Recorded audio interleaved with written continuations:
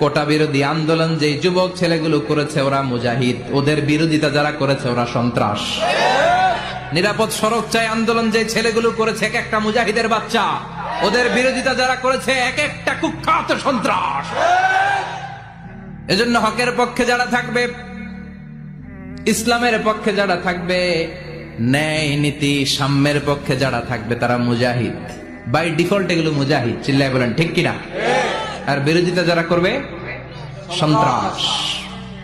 যুবকরা হচ্ছে শক্তির আধার, তাদের মধ্যে আছে প্রাণ ঢালা উচ্ছ্বাস, তাদের রক্ত গরম, তারা চাইলে অনেক কিছু করতে পারে, পারে না?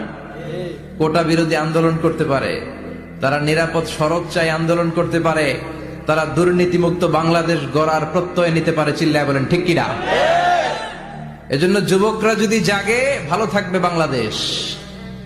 যুবকরা যদি ইসলামের পক্ষে কাজ করে বাংলাদেশটার রহমত আর বরকত দিয়ে